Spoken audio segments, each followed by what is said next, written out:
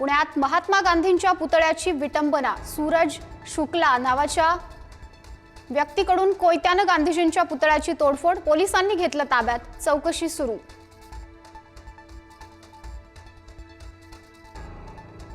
रेवदंडाजवळ अरबी समुद्रात आढळली संशयित बोट। आढळलेली बोट पाकिस्तानी असल्याचा प्राथमिक अंदाज।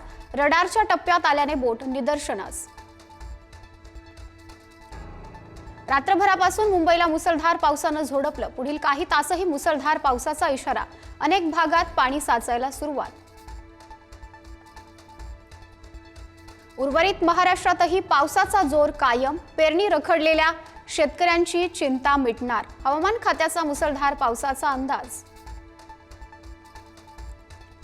पालघर जिल्ह्यात आज पावसाचा रेड अलर्ट। जिल्हा प्रशासनाकडून आज पालघरमधील सर्व शाळांना सुट्टी जाहीर।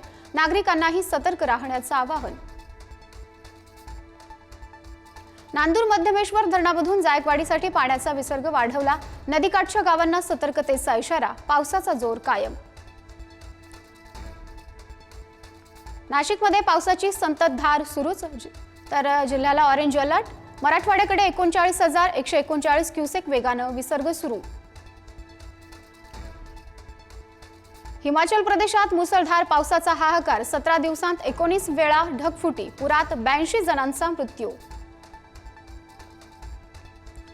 अमेरिकेतील टेक्सास राज्यात मुसळधार पावसामुळे महापूर। 50हून अधिक लोकांचा मृत्यू। अनेक बेपत्ता। प्रशासनाकडून युद्धपातळीवर बचाव कार्य सुरू।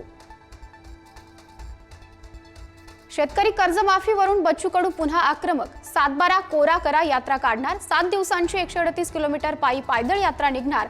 गावागावात होणार सभा।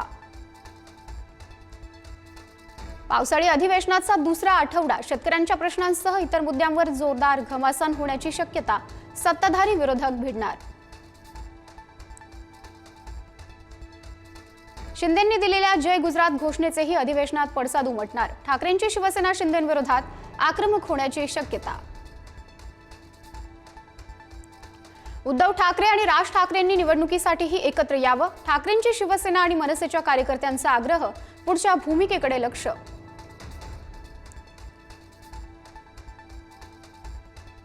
युती आणि महत्त्वाच्या राजकीय विषयांवर मत मांडताना आधी माझी परवानगी घ्या। राज ठाकरेंच्या मनसे पदाधिकाऱ्यांना सूचना।